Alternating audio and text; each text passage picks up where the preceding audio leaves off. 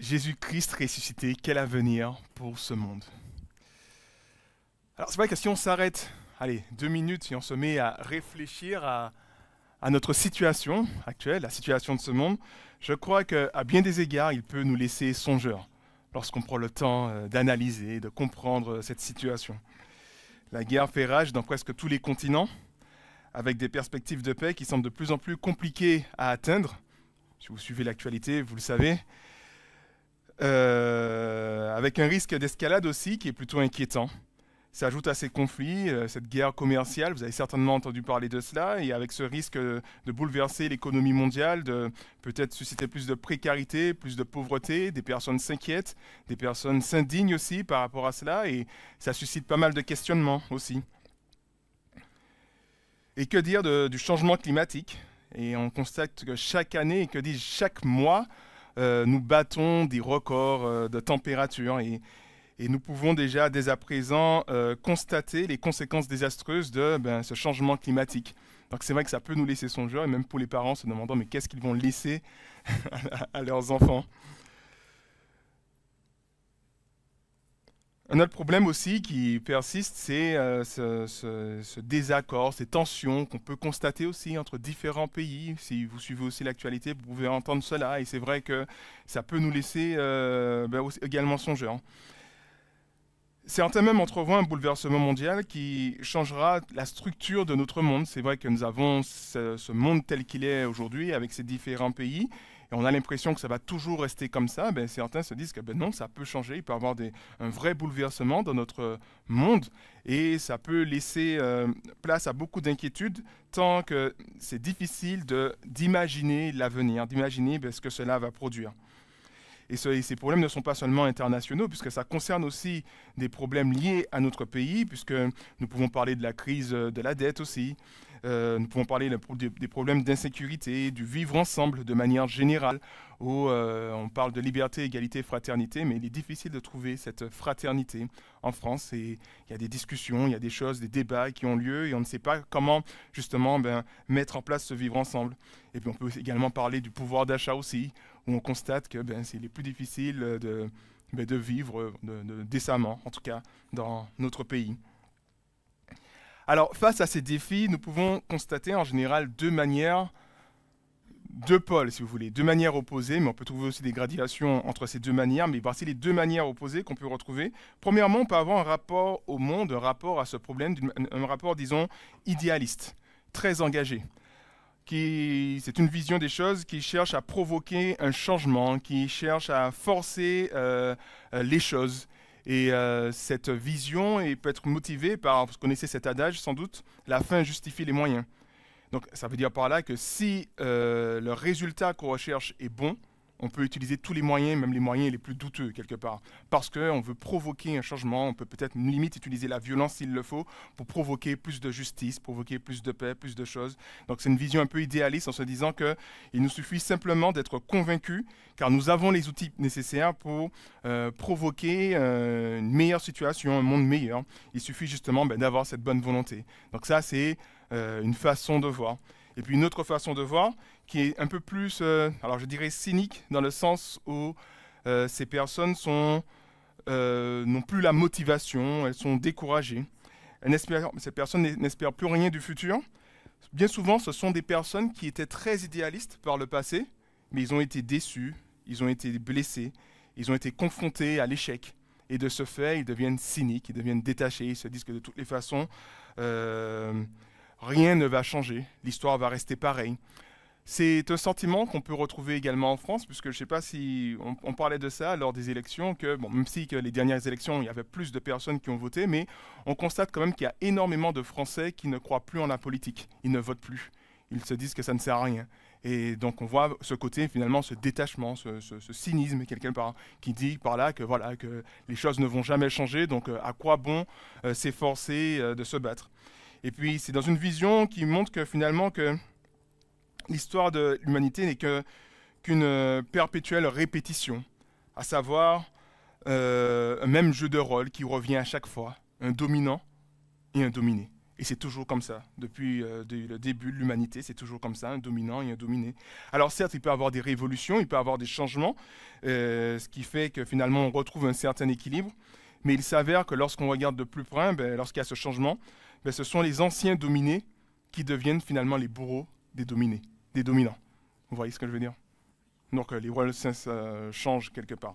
Voilà, durant la Révolution française, vous connaissez certainement qu'il y a eu cette révolution contre la classe, je ne sais pas comment on dit cela, les aristocrates, voilà.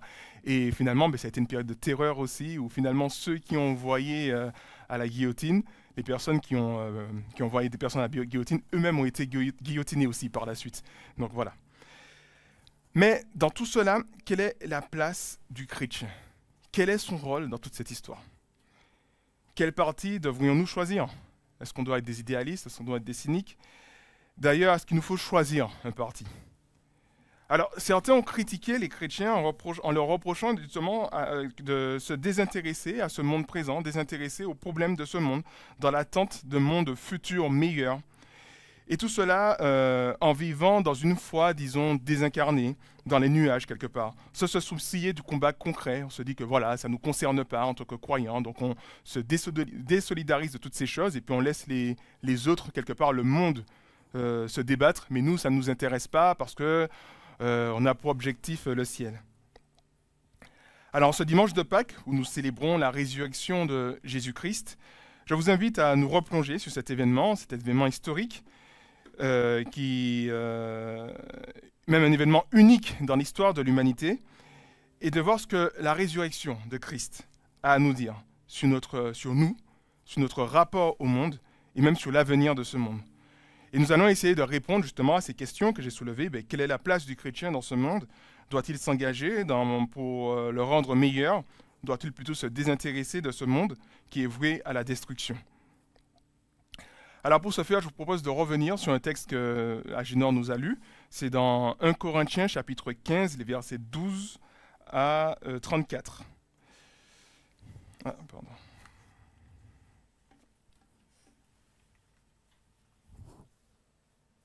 Vous arrivez à lire?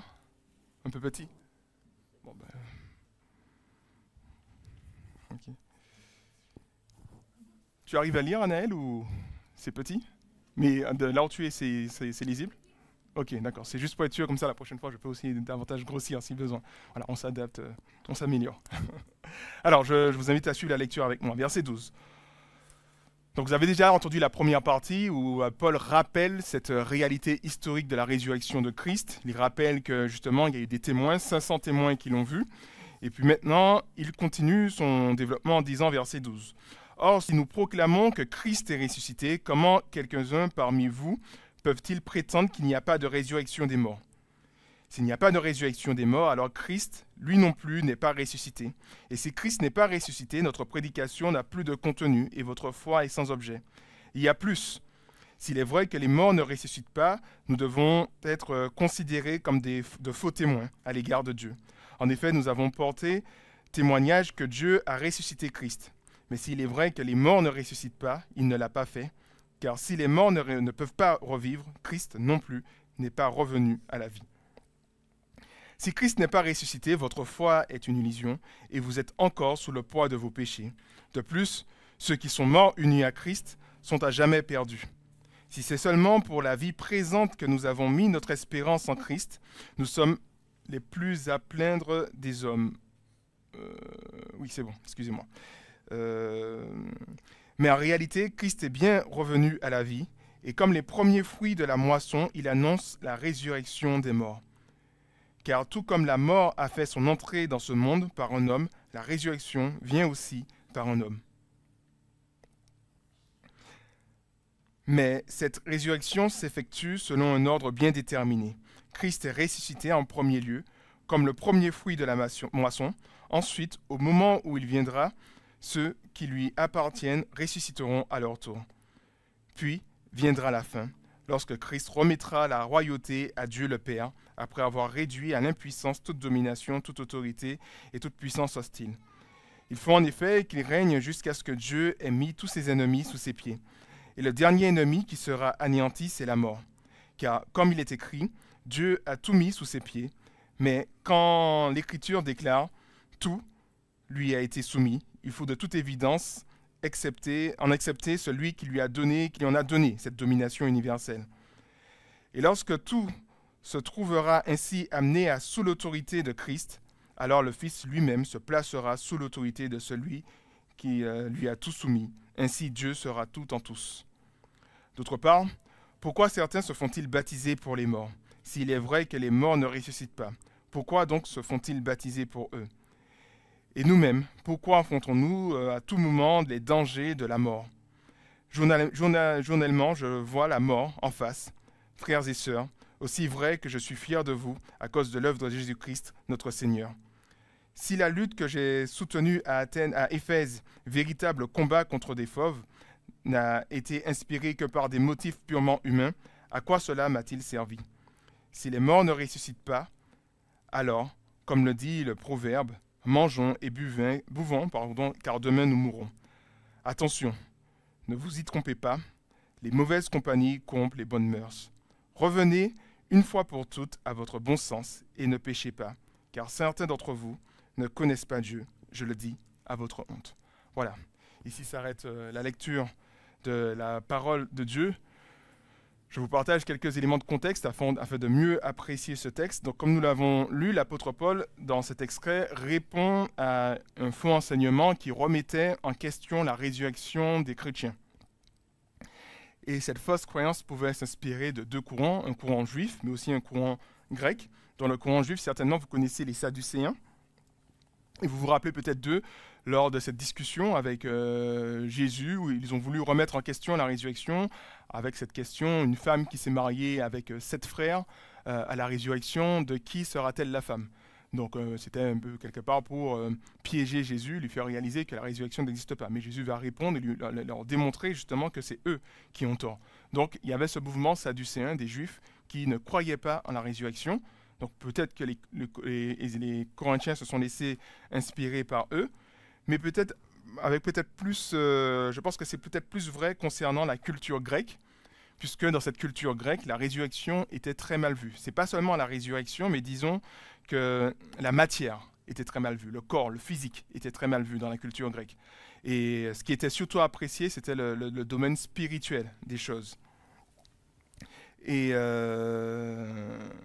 le spirituel qui était vu comme parfait. Donc l'objectif était de se détacher du matériel, de se détacher du physique, pour s'adonner à des choses spirituelles, et ce, dans l'objectif final d'être totalement débarrassé de ce corps qui est lourd, qui est encombrant, qui est gênant, qui a des besoins, enfin qui est plus une contrainte qu'autre chose, pour en fait connaître la véritable liberté de l'esprit qui peut, je ne sais pas trop, mais voilà, de l'esprit. Alors, si vous vous rappelez Acte 17, Paul annonce l'évangile aux Athéniens, à la classe plutôt éduquée d'Athènes, des philosophes. Et donc les Athéniens l'écoutent, mais quand Paul parle de la résurrection, à ce moment-là, on l'arrête. On lui dit qu'on va t'écouter une autre fois, parce qu'effectivement, lorsque Paul parle de la résurrection de Jésus, c'est quelque part une pierre d'achoppement pour eux, parce qu'eux, ils ne considèrent pas la résurrection comme une bonne chose. Donc tout ça pour vous dire en fait que certainement les Corinthiens étaient influencés par ces courants de pensée et cette recherche un peu d'une spiritualité, du spirituel au détriment de l'aspect matériel. Donc du coup, ils n'aspiraient pas à une résurrection corporelle. Pour eux, c'était revenir quelque part en arrière. Mais en fait, on constate, et là, la Junior nous l'a rappelé, que Paul défend justement la résurrection de Christ et ses implications pour nous parce qu'elle est centrale dans le message de l'Évangile. Alors, verset 12, il nous dit « Or, si nous proclamons que Christ est ressuscité, comment quelques-uns parmi vous peuvent-ils prétendre qu'il n'y a pas de résurrection des morts ?» Voilà, il nous faut bien comprendre que les Corinthiens ne doutaient pas de la résurrection de Christ, mais plutôt de la leur, en fait, à la suite de Christ. Et cette conception, comme je l'ai dit, s'appuie sur comme je l'ai dit précédemment, s'appuie sur le mépris de la matière et du corps. Et selon son point de vue, ce qui fait partie du monde est fondamentalement mauvais et il faut donc rechercher ce qui est spirituel. Et cette vision des choses concernant le rejet matériel au profit du spirituel est une croyance qui perdure même dans le milieu chrétien. cela peut se manifester de différentes manières. Par exemple, le peu d'intérêt en tant que chrétien qu'on peut porter pour les activités sociales ou même associatives de notre ville. Ça ne nous intéresse pas parce que notre objectif, c'est d'aller au ciel. Donc ça, ce n'est pas un sujet qui nous intéresse. Un désintéressement aussi par rapport aux problèmes de l'instant d'aujourd'hui, par exemple. Les injustices, l'écologie, la souffrance humaine, les questions d'éthique. Cela ne nous concerne pas non plus puisque, bon, à quoi bon s'intéresser à ça? Ce monde est voué à la destruction. Donc on ne va pas s'intéresser à ces choses. Et puis ça peut même se manifester aussi dans le rejet des avancées humaines aussi, dans la science, la médecine, la psychologie. On peut avoir une certaine méfiance vis-à-vis de ces choses parce que ça vient du monde et on veut se préserver de ces choses. Et cette manière de voir les choses peut nous laisser croire que notre destinée est un monde spirituel désincarné, comme si on est amené à vivre quelque part dans les nuages. Et alors même si, je ne sais pas si vous partagez, si c'est comme ça que vous avez compris en tout cas le paradis, l'action de Dieu, l'intervention de Dieu de sa restauration, mais moi je sais, je crois que je vous l'ai déjà partagé, que quand j'étais petit et pendant très longtemps, je pensais que le paradis c'était un monde spirituel, un monde où il n'y avait pas de corps. Et puis pour moi le paradis c'était un culte du dimanche sans fin. Donc c'était pas très joyeux pour moi, je trouvais que c'était un peu triste. Mais bon, l'enfer c'était pire, donc je me disais bon ben voilà, je me disais à quoi bon ben non, plutôt un culte éternel plutôt qu'un enfer. Mais si je pouvais choisir, je préférais rester sur terre. Et voilà, donc je ne sais pas si vous avez, on vous a transmis plus ou moins cette vision des choses, mais c'est une vision qui est restée très longtemps dans la vision dans l'Église. Et même les non-croyants, en général, lorsqu'on parle de Dieu, pour eux, Dieu ne s'intéresse pas à ce monde, mais s'intéresse peut-être à nos âmes, peut-être, mais ne s'intéresse pas à nos véritables problèmes, comme par exemple la sœur Isabelle, hein, c'est Isabelle ton prénom, voilà. Notre sœur nous l'a rappelé, un Dieu qui prend soin de nous, qui nous protège, comme il a protégé notre frère Jean-Pierre. Mais peut-être que les non-croyants, des fois, se disent que c'est un Dieu qui est dur, qui est intransigeant, qui veut peut-être sauver nos âmes, mais ne s'intéresse pas au monde réellement physique. C'est pas quelque chose voilà, pour lequel il jette quelque part un intérêt. En fait, la Bible, selon moi, enseigne tout le contraire, puisque dans l'Apocalypse de Jean, au chapitre 21, nous voyons que la nouvelle, le monde restauré, elle sera composée la nouvelle création sera composée justement c'est une jonction entre le spirituel, donc c'est le ciel, et puis la terre aussi, le matériel, puisque c'est la terre et le ciel qui vont connaître cette jonction, finalement, dans Apocalypse 21, verset 1. Et cela tombe bien parce que nous sommes aussi corps et âme, quelque part. Donc nous sommes aussi cette jonction du spirituel et du matériel. Aujourd'hui, on est plutôt dans un monde matériel, on en ressent moins le spirituel, mais lorsque Dieu reviendra restaurer toutes choses, nous serons dans sa présence, dans un monde matériel et en même temps dans une réalité spirituelle, puisque c'est le ciel et la terre qui vont se rejoindre, comme on voit dans Apocalypse 21. Et la résurrection de Jésus vient mettre à mal une vision des choses qui méprisent le matériel. En effet, Paul fait un lien très fort entre la résurrection du Christ et la nôtre, de telle sorte que s'il n'y a pas de résurrection corporelle des morts, alors Christ non plus n'est pas ressuscité corporellement. Autrement dit, notre destinée et celle de Christ sont liées toutes les deux. Il ne peut pas y avoir deux résultats différents. Et il nous le dit au verset 16 que j'ai affiché, « Car si les morts ne peuvent pas revivre, Christ non plus n'est pas revenu à la vie. » Il ne s'arrête pas là, puisque verset 20 que j'ai affiché aussi, mais en réalité, Christ est bien revenu à la vie, et comme les premiers fruits de la moisson, il annonce la résurrection des morts. Car tout comme la mort a fait son entrée dans ce monde par un homme, la résurrection vient aussi par un homme. En effet, de même que tous les hommes meurent du fait de leur union avec Adam, tous seront ramenés à la vie du fait de leur union avec Christ. Mais cette résurrection s'effectue selon un ordre bien déterminé. Christ est ressuscité en premier lieu, comme le premier fruit de la moisson. Ensuite, au moment où il viendra, ceux qui lui appartiennent ressusciteront à leur tour. Alors, Paul fait un constat que nous partageons tous, la mort fait partie de notre monde. Mais on peut encore aller plus loin que cela. Ce n'est pas seulement la mort des êtres humains, mais voilà, la science nous dit par exemple que notre planète est amenée à disparaître, la planète Terre. Peut-être que vous le savez très certainement, mais à peu près dans 4 milliards d'années, le Soleil va s'éteindre, va mourir. Et lorsque le Soleil va mourir, la planète aussi va disparaître. Donc ça nous montre par là que la mort, ce n'est pas seulement pour les êtres humains, mais notre système solaire va disparaître un jour. Et ça va même encore plus loin parce que ce phénomène ne se limite pas seulement à notre système solaire, mais à tout l'univers. L'univers a une date de préemption. Viendra dans un lointain futur la mort thermique de l'univers, Qu'est-ce que ça veut dire par là? Savoir que toute énergie exploitable, toute lumière, toute force va disparaître. Il n'y aura plus d'étoiles, il n'y aura plus de réaction, plus de chaleur. Tout sera froid, noir, immobile. Toutes les structures de notre univers, à savoir les galaxies, les étoiles, les planètes, toutes ces choses vont disparaître. Donc ce sera un vide absolu. Donc c'est ce que les scientifiques annoncent. Et ça nous montre par là, en fait, qu'est-ce que ça nous dit? C'est que la mort règne sur ce monde et ne sera rassasiée que quand elle aura tout englouti.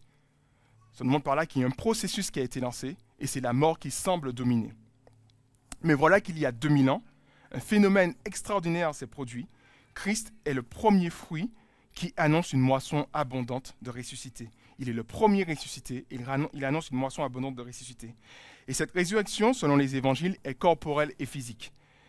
Je ne sais pas si vous voyez ce que ça veut dire, mais ça veut dire qu'il y a 2000 ans, il y a une matière physique éternelle qui a pris forme, qui n'est plus assujettie à la mort, qui a pris forme. Il y a 2000 ans, il y a une nouvelle matière qui a pris forme, qui n'est plus assujettie à la mort, et cette matière se trouve dans le corps de Christ, et nous sommes amenés à connaître également cette réalité. C'est un bouleversement de l'ordre des choses depuis la chute, puisque depuis la chute, comme je vous l'ai dit, c'est la mort qui domine, et c'est la mort qui est censée, même scientifiquement parlant, on constate que c'est la mort qui est censée tout engloutir, même l'univers, quelque part. Il y a le processus inverse qui s'est déclenché, c'est-à-dire que Christ est ressuscité et il annonce justement la victoire de la vie. De telle sorte que ce n'est plus notre univers qui est soumis à une date de préemption, mais c'est la mort elle-même qui est soumise à cette date de préemption. Car comme nous le dit l'apôtre Paul, la résurrection de Christ n'a pas seulement des implications pour nous, mais pour la création, pour la matière. Et ça, je pense que c'est important de se le rappeler parce que peut-être qu'on peut oublier cet aspect des Écritures, mais l'intervention de Christ, cette résurrection de Christ qui annonce notre résurrection, a des implications aussi pour la création. Alors, ce n'est pas moi qui le dis, mais c'est Paul, dans Romains chapitre 8. Il nous dit, en effet, la création, donc le monde créé, attend avec un ardent désir la révélation des fils de Dieu, car la création tout entière a été réduite à une condition bien dérisoire. Condition bien dérisoire, ce processus de mort qui est mis en place. Cela ne s'est pas produit de son gré, mais à cause de celui qui l'y a soumise. Il lui a toutefois donné une espérance. C'est que la création elle-même sera délivrée de l'esclavage de la corruption pour accéder à la liberté que les enfants de Dieu connaîtront dans la gloire. Nous le savons bien en effet, jusqu'à présent, la création tout entière est unie dans un profond gémissement et dans les douleurs d'un enfantement. Elle n'est pas seule à gémir, car nous aussi, qui avons reçu l'Esprit comme avant-goût de la gloire, nous gémissons du fond du cœur en attendant d'être pleinement établis dans notre condition de fils adoptifs de Dieu, quand notre corps sera délivré. Donc nous voyons par là que ce plan de rédemption, de restauration pour nous, s'applique également à la création de Dieu. Le message de la résurrection proclame que le monde physique compte pour Dieu. Il n'a pas abandonné sa création, mais qu'il a un plan pour elle, comme il a un plan également pour nous. La Pâque est un message d'espérance pour nous, mais aussi pour ce monde, car viendra un temps où nous, mais aussi la création, connaîtront en tout cas la libération de l'esclavage, de la corruption, de la dégradation. Donc ça nous montre encore une fois par là que justement la Pâque nous rappelle cette importance de la création. La résurrection de Christ nous rappelle que le croyant, mais aussi le monde, a été créé pour connaître cette restauration. La résurrection de Christ nous rappelle que ce monde compte pour Dieu et il devrait compter également aussi pour nous, car il y a de l'espoir pour ce monde. Cela devrait avoir des répercussions sur justement notre manière d'interagir avec la création. Alors bien entendu, cet espoir, cette restauration attendue est possible seulement parce que Christ a réglé notre problème fondamental, à savoir le péché qui produit la mort, puisque le salaire du péché, c'est la mort. Ainsi, la résurrection de Jésus est la proclamation de la victoire de Christ sur nos péchés, mais aussi sur la mort. Et Paul développe cet argument en nous rappelant les conséquences négatives qui auraient eu lieu, en tout cas, si Christ n'était pas ressuscité. Donc, verset 14, il nous dit « Et si Christ n'est pas ressuscité, notre prédication n'a plus de contenu et votre foi est sans objet. Il y a plus. S'il est vrai que les morts ne ressuscitent pas, nous devons être considérés comme de faux témoins à l'égard de Dieu. En effet, nous avons porté un témoignage que Dieu a ressuscité Christ. Mais s'il est vrai que les morts ne ressuscitent pas, il ne l'a pas fait. Car si les morts ne peuvent pas revivre, Christ non plus n'est pas revenu à la vie. Or, si Christ n'est pas ressuscité, votre foi est une illusion et vous êtes encore sous le poids de vos péchés. De plus, ceux qui sont morts unis à Christ sont à jamais perdus. Si c'est seulement pour la vie présente que nous avons émis notre espérance en Christ, nous sommes les plus à plaindre des hommes. Oui, la résurrection qui est le socle de notre foi chrétienne, de telle sorte que nier la résurrection revient à nier tout le message de l'Évangile. Parce que s'il n'existe pas de résurrection, alors Jésus n'est pas ressuscité d'entre les morts. Si Jésus n'est pas ressuscité d'entre les morts, alors la mort a eu le dessus sur lui et la mort a vaincu Christ. Si la mort a eu le dessus sur Jésus, ça veut dire qu'il n'était pas Dieu. Et donc le message qu'il annonçait lui-même était faux, parce que Jésus se présentait comme Dieu. Et si la mort est le dessus, ça veut dire qu'il n'est pas Dieu et que le message était faux. Et si Jésus n'est pas Dieu, il ne peut pas offrir un sacrifice complet pour nos péchés. Si Jésus ne peut pas offrir un sacrifice complet pour les péchés, nos péchés ne sont pas entièrement payés devant Dieu. Et si nos péchés ne sont pas entièrement payés devant Dieu, alors nous sommes encore dans nos péchés. Par conséquent, si Jésus n'est pas ressuscité, il est incapable de sauver. Or, je vous rappelle que le message de l'Évangile, c'est le message d'un Dieu qui vient sauver ce monde. Et si Christ n'est pas ressuscité, ça veut dire que, qu'il n'était pas Dieu, ça veut dire que la mort est le dessus sur lui. Mais heureusement, Christ est ressuscité. Paul le dit d'une autre manière dans Romains chapitre 4, où il dit qu'il a été livré pour nos fautes, il a subi la mort pour nos fautes, et il est ressuscité pour que nous soyons déclarés justes. La résurrection de Jésus montre que son sacrifice a été efficace, a été reçu, a été accompli, et de ce fait, nous recevons justement cette justification de la part de Christ. En tout cas, si la justification est déjà réelle, dès maintenant, nous sommes justifiés lorsque nous plaçons notre foi en Christ. Son plein accomplissement, à savoir lorsque justement le péché n'aura plus aucun effet sur nous, parce que nous sommes totalement justifiés et transformés, ce plein accomplissement reste encore à venir. Le plein accomplissement à venir des promesses de Dieu nous encourage à ne pas justement... excusez-moi, je me suis perdu dans mes notes.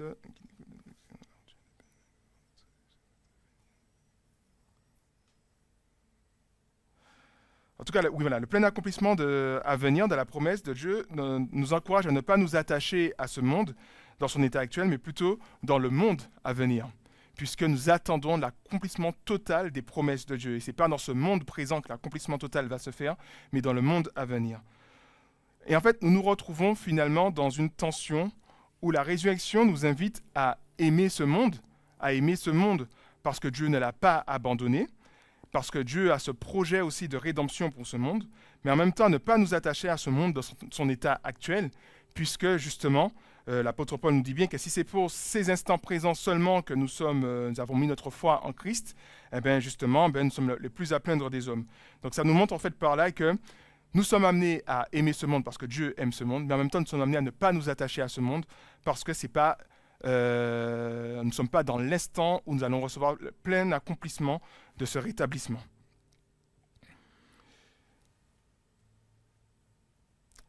Nous sommes donc dans une vision, entre une vision idéaliste qui cherche à changer le monde pour le mieux, en cherchant à nous engager, à servir, à aimer ce monde que Dieu veut lui-même sauver. Et en même temps, nous sommes dans cette vision un peu, comme je disais, cynique, qui fait que le monde dans son état actuel ne pourra jamais réellement changer, parce que nous attendons le plein accomplissement. Donc nous savons que quelque chose va s'accomplir, donc nous sommes amenés à nous engager, mais en même temps nous sommes appelés à prendre un peu du recul parce que nous savons que les choses ne vont pas se faire dans ces instants présents. Alors pour essayer de mieux comprendre cette tension, je vous invite à continuer cette réflexion sur notre texte. Et nous voyons qu'après avoir au verset 20 affirmé que Christ est bel et bien ressuscité, que nous sommes justifiés, que nous sommes pardonnés et que le sacrifice de Christ est efficace, et qu'ensuite, que tous ceux qui sont morts, justement, qui appartiennent à Christ, expérimenteront la résurrection, Paul nous rappelle la dernière étape du plan, à savoir l'établissement total de son royaume, l'anéantissement de toute puissance hostile. Alors, je ne vais peut-être pas tout lire, je vais juste lire survoler un peu la lecture. En tout cas, il nous dit que puis viendra la fin lorsque Christ remettra la royauté à Dieu le Père et va réduire à l'impuissance toute domination, toute autorité. En effet, il faut qu'il règne jusqu'à ce que Dieu ait mis tous ses ennemis sous ses pieds. Et le dernier ennemi qui sera anéanti, c'est la mort. Donc Christ va mettre sous ses pieds toute puissance, toute domination hostile, notamment la mort.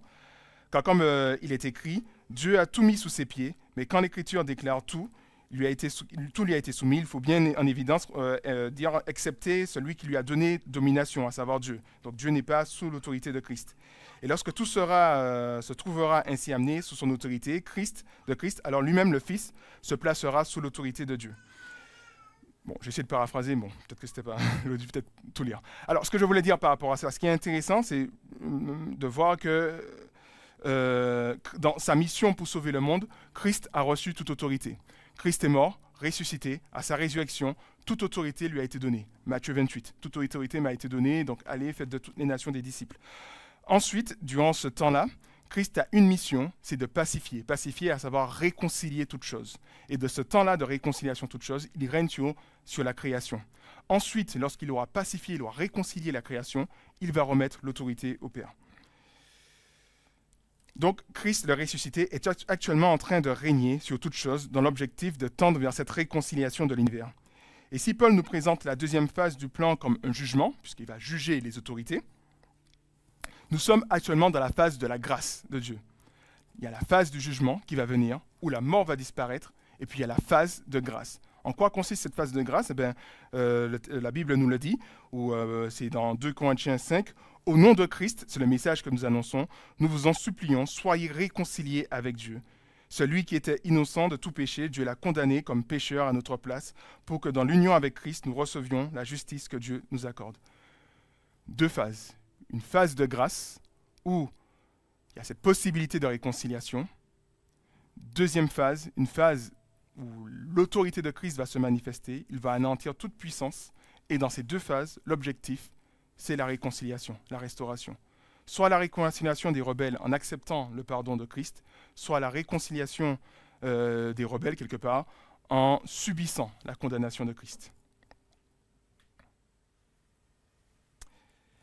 Et en fait, tant que durera cette phase d'hostilité, tant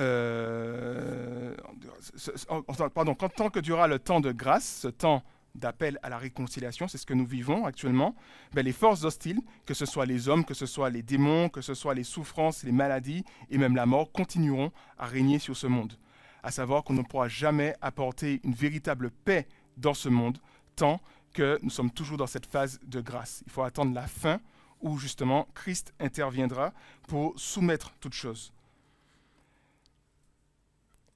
Et nous comprenons par là que ce n'est pas à travers nos efforts que nous allons pouvoir établir le paradis sur terre, car cette perfection que nous attendons se réalisera seulement uniquement à la deuxième phase. J'ai parlé d'injustice, j'ai parlé de difficultés, j'ai parlé de souffrance dans ce monde. C'est vrai que nous sommes amenés à aimer ce monde, à nous engager, à servir, mais être conscient qu'il faut attendre la deuxième phase pour que ce rétablissement puisse se faire parfaitement.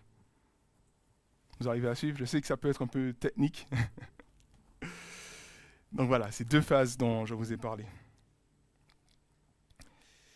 Donc, lorsqu'on comprend cela comme ça, on peut se dire, justement, ça veut dire par là que si on doit attendre que Christ doit rétablir toute chose, on n'a qu'à attendre et se désengager. On n'a qu'à attendre et se dire que, justement, que Christ va tout faire et moi, je ne vais pas m'impliquer dans ce monde parce que Christ va tout faire. Mais en fait, non, nous sommes toutefois invités à ne pas rester inactifs, à ne pas rester dans un détachement vis-à-vis de ce monde, puisque je vous ai rappelé que Dieu aime ce monde, il est à l'œuvre dans ce monde, et il nous invite aussi à nous engager dans ce monde. Et donc, du coup, je vais essayer de peut-être sauter certaines parties, parce que... Voilà, excusez-moi, je vais essayer de résumer ma dernière partie.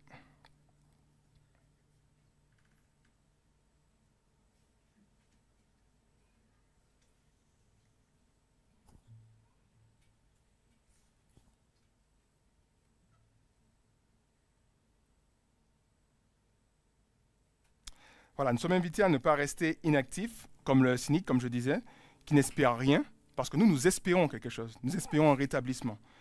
Car nous savons que le processus de restauration est lancé. Christ, premier-né de la création, premier fruit de la création, le processus est lancé. Et justement, la finalité, c'est la restauration de toutes choses. Donc cela nous encourage à nous engager, à servir, à aimer, à annoncer justement ce message de réconciliation, à annoncer qu'il y a véritablement de l'espoir.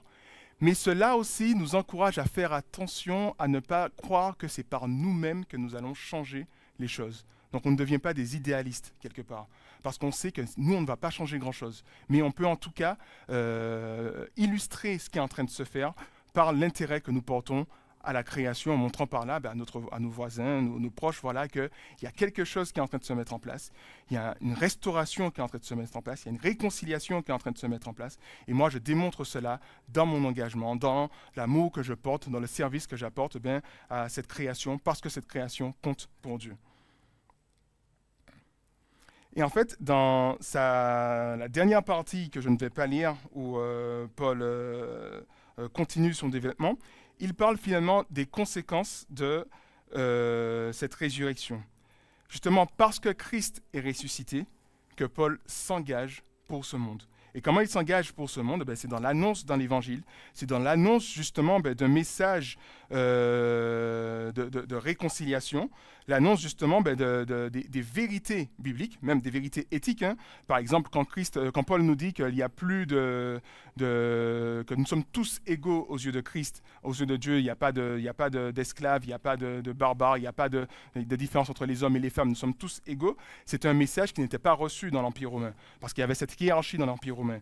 Et Paul annonce ce message-là parce que c'est l'objectif. Cet objectif, c'est l'égalité des êtres humains. Et il annonce ce message-là, il annonce le message de l'Évangile, disant par là, justement, en annonçant ce que Christ est en train d'accomplir.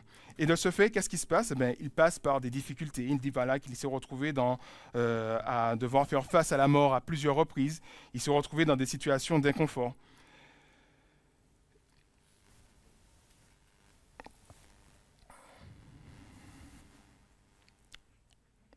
En fait, Paul, par son engagement dans ce monde, il démontre qu'il a une espérance qui est cette résurrection. Parce que Christ est ressuscité, je suis prêt à perdre mon confort, je suis prêt à renoncer à mes avantages et à me mettre au service des uns et des autres, quitte à être dans l'inconfort, parce que je sais que Christ est ressuscité et que cela en vaut la peine, parce que la finalité, c'est la restauration de toutes choses. Et parce que justement, je connais la finalité du déroulement des choses, je suis prêt à m'engager jusqu'au bout, quitte à faire les sacrifices nécessaires, comme Paul le fait. Et je voulais aussi, peut-être terminer aussi par là, vous sensibiliser. Alors désolé, j'ai dû sauter certaines parties, j'espère que j'ai été clair parce que je ne voulais pas trop dépasser. Mais je voulais quand même terminer en nous rappelant quand même l'impact du christianisme dans notre monde actuel, et même de l'influence du christianisme. Et c'est vrai que les chrétiens, parce qu'ils ont été touchés par le message de l'Évangile, tout comme Paul, ils ont décidé de s'engager et d'aimer le monde d'une autre manière. Par exemple, c'est grâce aux chrétiens qu'il y a pu avoir les hôpitaux, par exemple, les orphelinats. À l'époque, dans l'Empire romain, on exposait les enfants. Exposer les enfants, ça veut dire que vous avez un enfant. Vous ne pouvez pas vous occuper de lui, mais vous le mettez dans la rue et vous le laissez mourir comme cela. Et les gens laissaient les enfants mourir. C'était quelque chose qui était assez normal. Il n'y avait pas de moyen de contraception, ou alors c'était difficilement accessible. Et donc du coup, on laissait les enfants mourir, des bébés, des nourrissons comme cela mourir dans la rue. Les chrétiens, parce qu'ils avaient le message de l'Évangile, parce qu'ils savaient que Christ est ressuscité, parce qu'ils savaient que Christ est en train d'agir jusqu'à maintenant pour établir cette réconciliation, ils avaient décidé justement de prendre soin de ces enfants, par exemple. Et c'est comme ça que sont apparus justement les orphelinats, parce que les chrétiens se sont engagés. Les chrétiens se sont engagés dans telle sorte où ils ont pris soin des faibles, des personnes malades, des personnes qui étaient, une personne qui avait la lèpre, par exemple, de toutes ces choses. Ils se sont engagés dans des œuvres de charité, et ça a totalement transformé la société romaine.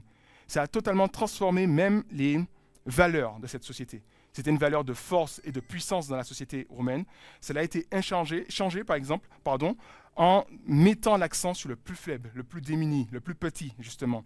Et pourquoi les chrétiens faisaient cela? Parce qu'ils avaient cette espérance vivante et ils savaient que Christ était à l'œuvre, que Christ était le premier-né de cette création et qu'eux aussi voulaient contribuer et annoncer ce message. Et puis nous voyons aussi d'autres choses aussi, l'éducation par exemple, l'instruction. Cela vient aussi des chrétiens qui ont cherché justement à transmettre cette capacité à écrire, à lire et toutes ces choses. Donc vous le savez certainement, c'était l'Église qui avait en tout cas la charge d'apporter l'enseignement jusqu'à un certain temps. Donc ça montre par là en fait que les chrétiens ont compris le devoir d'engagement que nous avons vis-à-vis de ce monde, non pas pour instaurer le paradis sur terre, mais pour sensibiliser les personnes aux alentours, en leur demandant mais pourquoi vous faites cela? Parce que notre roi serviteur, notre héros, est à l'œuvre, il a transformé toutes choses, il a lancé un nouveau processus de rétablissement et nous voulons œuvrer également pour cela. Nous voulons même illustrer cela de par l'intérêt que nous portons pour ce monde.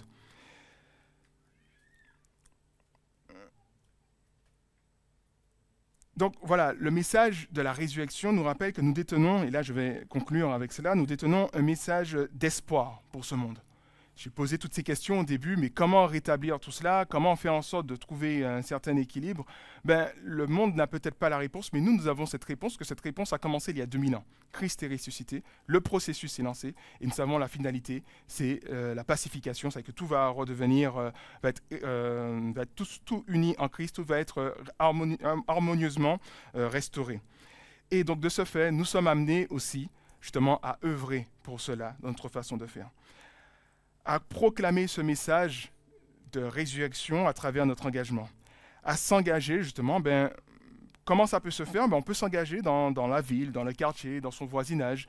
Et c'est intéressant parce qu'on voit des gens du monde qui s'engagent dans ces activités. Et ce serait intéressant de leur demander pourquoi ils le font. Ils le font parce qu'ils espèrent changer quelque chose, mais ils ne sont pas sûrs. Mais nous savons que les choses vont changer. Nous avons une assurance beaucoup plus sûre qu'eux, parce qu'eux, ils le font, mais ils se disent peut-être que les choses vont changer. Au moins, on va essayer de avoir un vivre ensemble qui est beaucoup mieux dans ce voisinage. Donc, on s'engage dans, dans des associations de quartier. Mais le chrétien, lui, il a un argument encore plus fort. Il sait que Christ est ressuscité, il sait que Christ est à l'œuvre, il sait que Christ va restaurer toutes choses. Et de ce fait, ça l'encourage aussi à s'intéresser à cela.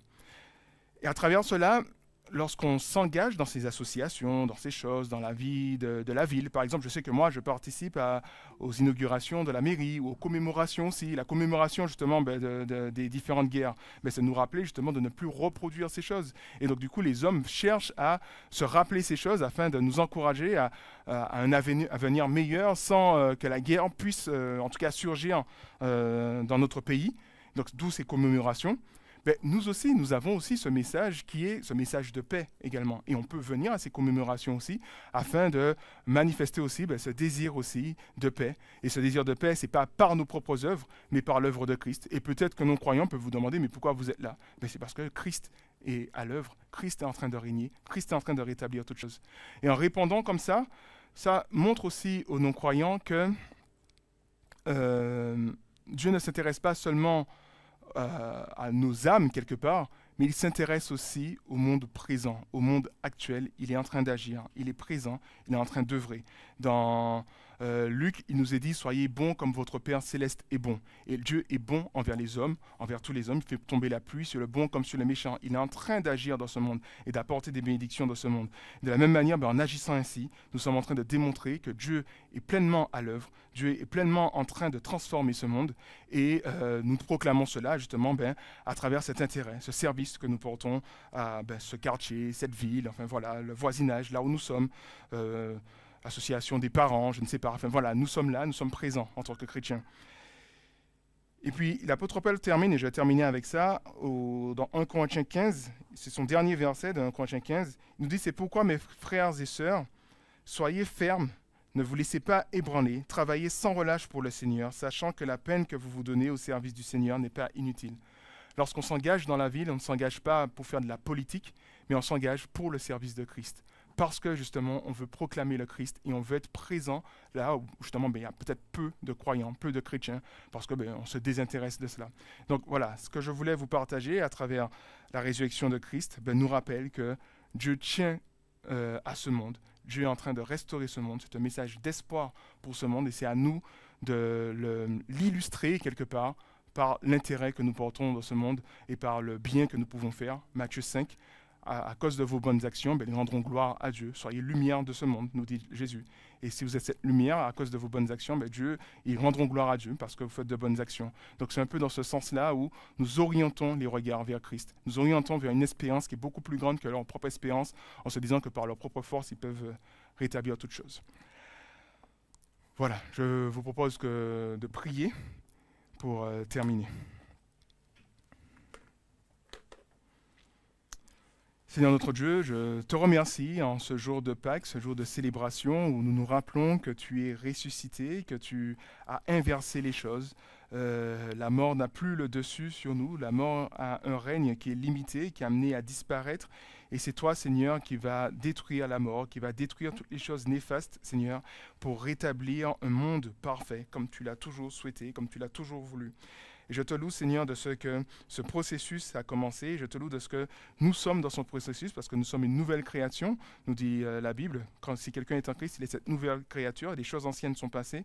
Et en tant que nouvelle créature, nous voulons, Seigneur, nous engager pour justement annoncer ton évangile, pour la propagation de ton royaume, pour annoncer la venue de ce royaume qui est en train de guérir, qui est en train de restaurer les choses. Donc, Seigneur, aide-nous à comprendre cela, aide-nous à comprendre que nous avons notre rôle à jouer dans ce monde, non pas un rôle spectatif, mais on est spectateur, mais plutôt un rôle actif, où on s'engage, où on est là, où on aime ce monde parce que tu l'aimes et parce que tu es en train d'agir et parce que nous voulons orienter les regards vers toi. Donc que tu puisses nous donner les moyens de le faire, que tu puisses nous donner les moyens de démontrer aux gens de l'extérieur que tu les aimes, que tu as un amour profond pour eux et que tu veux leur bien et que nous puissions démontrer cela par l'amour que nous allons leur démontrer, Seigneur. Donc agis, aide-nous, bénis-nous, donne-nous l'occasion de pratiquer ces bonnes œuvres, Seigneur, et ce pour la gloire de ton nom. Amen.